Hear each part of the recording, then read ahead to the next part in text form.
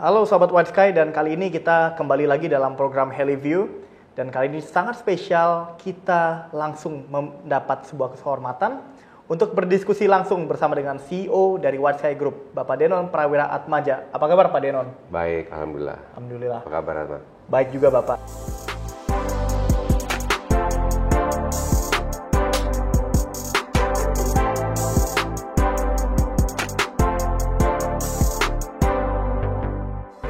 Pak, kita kan udah tahu nih Pak, ada helikopter, tentu ini juga merupakan sebuah bisnis yang niche market, artinya marketnya jarang.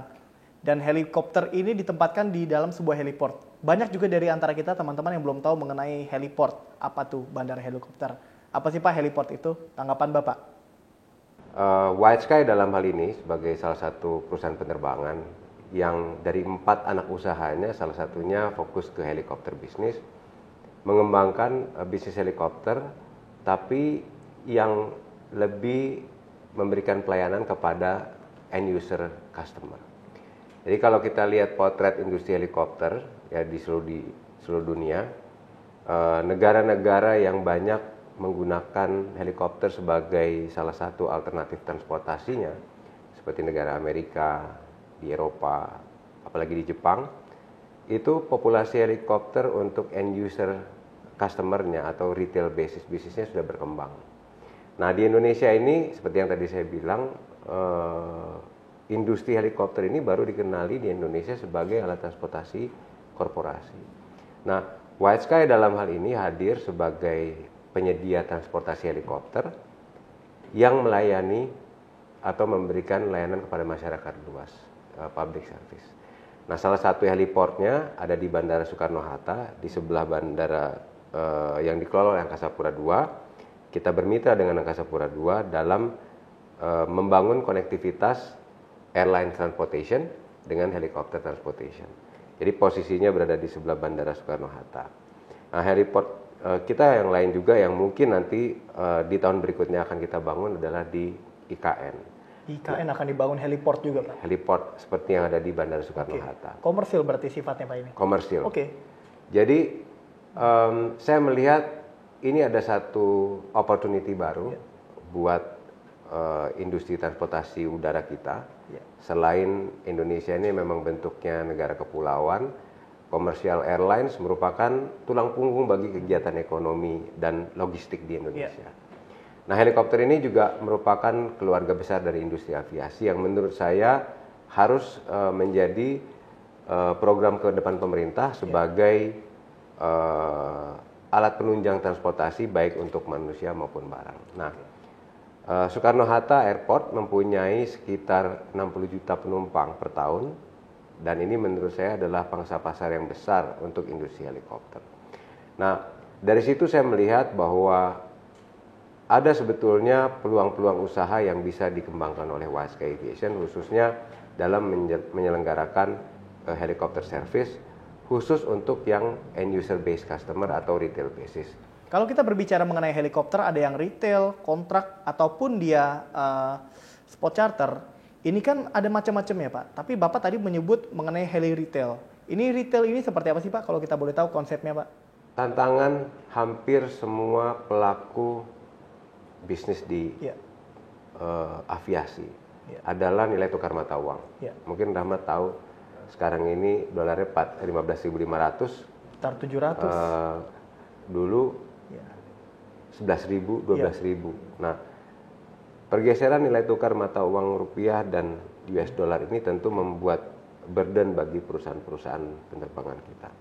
Nah, kita di dalam mengembangkan industri penerbangan kita tentu harus banyak melakukan kolaborasi. Lini usaha dari White Sky menyelenggarakan kontrak basis helikopter, kemudian juga menyelenggarakan helikopter medevac, dan yang saat ini berada di Bandara Soekarno-Hatta adalah retail basis customer. Kenapa kita melakukan pengembangan ini? Karena ini merupakan satu mata rantai bisnis yang ada di dalam bisnis aviasi helikopter. Heliport ini kapasitasnya sekitar 3 hektar. Kita punya hanggar maintenance sendiri, kita punya tentunya ya qualified crew, pilot yang certified dari manufaktur.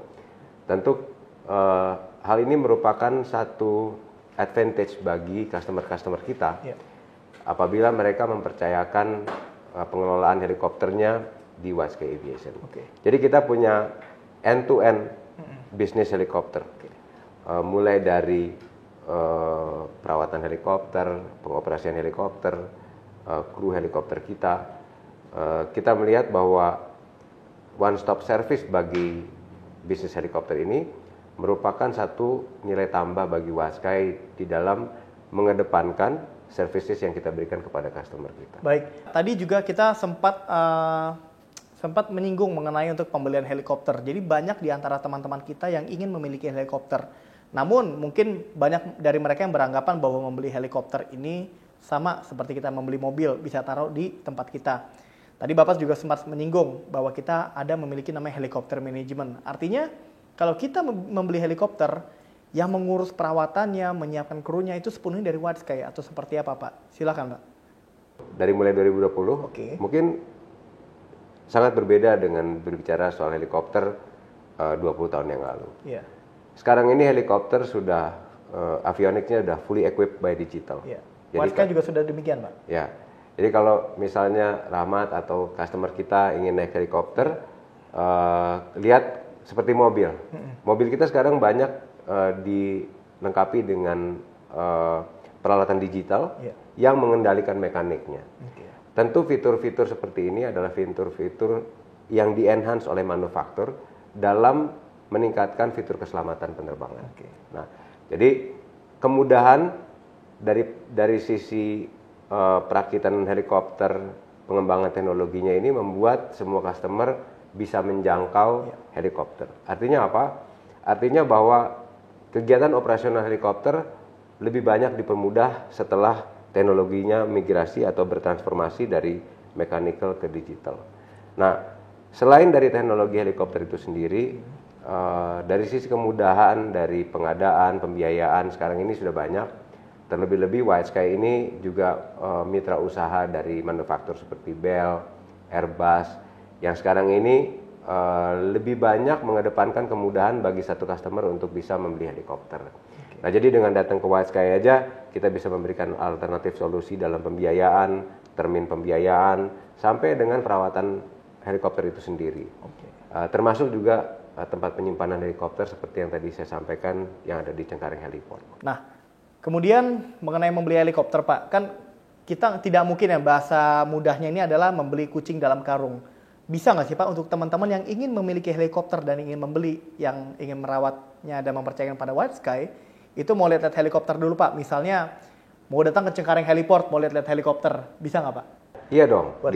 Di sini nanti insya Allah tahun 2023 kita ada beberapa base yang memperlihatkan semacam showroom-showroomnya helikopter, sehingga bagi para customer kita yang nanti datang ke Cengkareng Heliport, yang awalnya mungkin cuma mau coba dari Cengkareng terbang ke Cilegon atau ke Bandung, mereka bisa sewa jangka panjang, atau bahkan mereka bisa memberikan alternatif. Kita bisa memberikan alternatif opsi-opsi untuk mereka melihat bahwa tipe helikopter ini ternyata cocok untuk kegiatan operasional mereka. Memberikan pilihan-pilihan untuk mengenali lebih jauh lagi tentang apa sih helikopter yang cocok buat mereka miliki. Nah Pak, mungkin ini terakhir Pak ya. Apa tanggapan Bapak mengenai perkembangan teknologi pada helikopter khususnya Pak ya? Di tahun 2045, karena kita memiliki visi Indonesia Emas. Ini pertanyaannya menarik nih Rahmat. Tahun 2020 aja, helikopter di Indonesia mungkin baru 200. Sementara di Amerika ada 14.000. Sementara di Brazil ada 3.000. Gimana caranya bisa banyak banget? Nggak usah jauh-jauh. Di Australia aja ada sekitar 2.200 helikopter sipil. Artinya apa? Artinya di tahun 2020 aja populasi helikopter sipil di Indonesia baru 10%. Jadi kalau Rahmat tanya soal 2045, tentu kita membayangkan bagaimana masyarakat Indonesia ini bisa mengutilize helikopter sebagai salah satu transportasi udara dalam menunjang kegiatan ekonomi, sosial ekonomi. Tentu saya melihat ini semua bisa sukses kalau kita sebagai pelaku industri mendapat dukungan dari pemerintah, ya, terutama tentang aturan-aturan yang sekarang ini INAKA bersama-sama dengan Kementerian Perhubungan sedang menjajaki bagaimana helikopter ini bisa terbang malam, Rahmat. Helikopter di Indonesia merupakan kebutuhan yang saat ini bukan hanya menunjang kegiatan para pelaku usaha kelas atas saja. Helikopter di Indonesia ini merupakan alat transportasi udara yang mengedepankan kecepatan, ketepatan waktu, fleksibilitas pengguna helikopter, sehingga helikopter ini merupakan sarana transportasi yang nantinya di tahun 2045 bisa sesukses dan seefisien seperti di negara-negara maju. Kenapa demikian? Karena Indonesia bentuknya negara kepulauan. Terpecah-pecah lagi kepulauannya. Jumlah populasinya 270 juta penduduk. Tentu tantangan-tantangan yang sekarang ini kita hadapi seperti nilai tukar mata uang, kemudian building capacity dari semua tim yang memperkuat dari aviasi di Indonesia harus bisa mengedepankan layanan yang efisien dan memberikan kemudahan bagi pengguna jasa di Indonesia. Jadi long story short, kalau Rahmat tanya, saya lihat 2045 ini harusnya Indonesia harus menjadi negara yang populasi helikopternya juga terbesar di Southeast Asia. Supaya apa? Supaya banyak kegiatan-kegiatan ekonomi penunjang lainnya bisa terakomodir.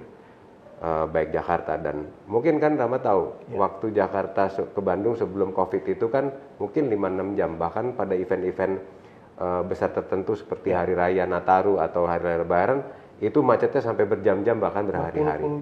Nah, ini sebetulnya salah satu fungsi helikopter sebagai alat transportasi udara sebagai komplementari dari alat transportasi yang ada. Jadi kalau helikopter itu marketnya gini, Rahmat. Kalau pakai commercial airlines terlalu dekat, kalau pakai mobil terlalu jauh. Disitulah pangsa pasarnya helikopter. Kalau pakai mobil terlalu jauh, pakai pesawat terlalu dekat. Contohnya Bandung. Cilegon. Anyer. Kalau kita pakai mobil, kalau syukur-syukur nggak macet. Kalau nggak macet bisa-bisa nyampainya malam. Tapi kalau pakai pesawat fixed wing komersial terlalu cepat. Mungkin belum sempat sampai 30.000 feet udah turun lagi tuh pesawat. Mungkin cuma 7.000 feet kali Pak. Jadi itu sebetulnya pangsa pasarnya helikopter. Nah, saya yakin dan saya optimis, apalagi dengan concern dari Kementerian Perhubungan sekarang, dengan mengikuti model-model bisnis yang ada di negara-negara maju yang lain, Indonesia akan jauh lebih maju dalam mengedepankan semua jenis transportasi udara yang lain. Mungkin sekarang Rahmat tahu bahwa kita banyak memprovide kereta api cepat dan sebagainya. Nah, helikopter ini juga jangan sampai kita lihat hanya sebagai alat transportasi mewah. Helikopter ini juga salah satunya adalah alat transportasi udara yang digunakan pada saat mendesak untuk kebutuhan medikal atau pertolongan pertama. Rahmat bisa bayangin kalau lagi liburan tahun baru atau lebaran di jalan tolnya macet, amit-amit misalnya ada yang kecelakaan, siapa yang bisa nolongin kalau bukan lewat helikopter yang turun di situ? Karena jalanan semua tertutup aksesnya. Dan itulah salah satu yang menurut saya kita perlu pikirkan sama-sama ke depan, bagaimana semua alat transportasi khususnya buat negara seperti Indonesia yang sekarang ini boleh kita bilang mindset berpikirnya sudah lebih advance, mengedepankan teknologi transportasi termasuk transportasi udara seperti helikopter. Oke, berarti nggak nutup kemungkinan dong Pak, untuk di Nataru besok nih kita bisa support untuk jika terjadi apa-apa. Kita nggak ingin terjadi kecelakaan, tapi kita bisa mengantisipasi dengan menghadirkan helikopter kita standby di jalan tol. Mungkin nggak hal itu Pak? Sebetulnya nggak perlu standby di jalan tol karena accessibility dari helikopter ini bisa di base-nya. Tapi pada saat ada request untuk emergency, dia bisa terbang ke spot tersebut dan membawa pasiennya ke rumah sakit. Nah, challenge-nya adalah karena orang sakit kan nggak bisa, atau kecelakaan kan nggak bisa nentuin kapan dia mau kecelakaan. Challenge-nya sekarang ini kalau malam-malam terjadi kecelakaan di jalan tol, nah kita sama-sama dengan Kementerian Perhubungan dalam hal ini INAKA sedang merumuskan gimana sih caranya supaya helikopter di Indonesia ini bisa terbang malam, sehingga di dalam memberikan layanannya, menolong masyarakat yang mungkin dalam kondisi kecelakaan di malam hari, helikopter ini bisa kita utilize sebagai salah satu alat transportasi yang menolong masyarakat juga. Terima kasih banyak nih Pak Denon, kita sudah banyak berbincang, mendapatkan ilmu dan semoga saja para teman-teman juga menyadari bahwa helikopter memang sangat berpotensi di masa depan dan sangat memberikan benefits bagi kita semua untuk mendukung bisnis kita. Amin. Amin. Dan sahabat White Sky, kita telah berbincang dengan CEO dari White Sky Group, Bapak Denon Prawiratmadja. Jika kita ingin duduk sama tinggi dan duduk sama rendah dengan bangsa lain, maka dari sisi industrinya pun kita tidak boleh ketinggalan dengan bangsa lain. Maka itu, wujudkan mimpi bersama Helicity, make it happen.